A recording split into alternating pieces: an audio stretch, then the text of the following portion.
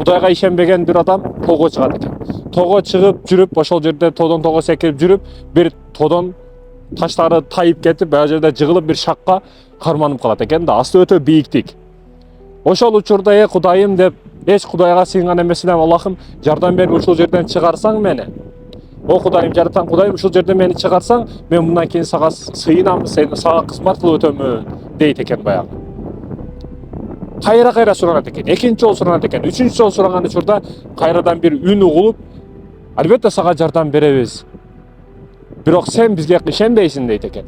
Жок, сөз түрдө ишенем сага, о Кудайым, ишенем.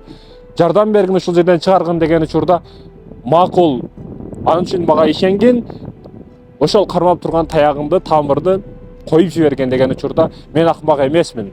Коюп берсем азыр жыгырып өлүп калам го деген учурда булуттар кайрадан тарап жоголуп, булуттар жоголуп, урматтуу мекендеш баягы үн дагы жоголуп кетет экен.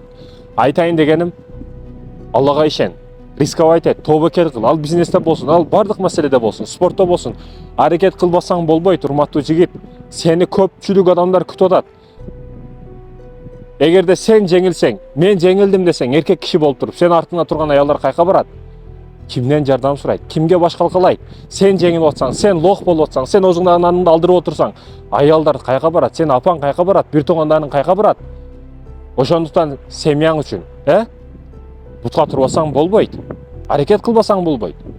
Бүгүн эч нерсеси жок, Кудай рызкыны берет экен деп үйлөнүп алган бойдок жигиттер бар. Кудай рызкыны берет, бирок сенде бир нерсе барбы? Себепчи бирдеке барбы? Колуңда бир өнөрүң барбы? Бир нерсе башыңда барбы? Кудай рызкыны берет туура, бирок сен себепчи болосуң ошол нерсеге. $40,000 бериши $40,000 ылайыктуу кыйнайт сени, анан кийин берет. Айтайын дегеним, ошол бүгүн ажырашуулар көп, ажырашуулардын себеби ошол кемчилик, үйдө кемчилик пайда болот. Анан аял келип бурушуп баштайт эрини. Ошондо айна ызычуу.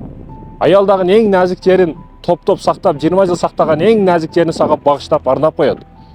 Бирок сен кыянат кылсаң, ага, өмүрүңө, өзүңө, ден соолугуңа бардыгы кыянат кылып, каалагандай уктап, каалагандай жатып, bir режим болбосо, планың болбосо жашоого, анда сен жеңилдиң. Алдыга аракет кыл. Урматтуу мекендешим, Аллага ишен, тобокел кыл. Мен сага ишенем.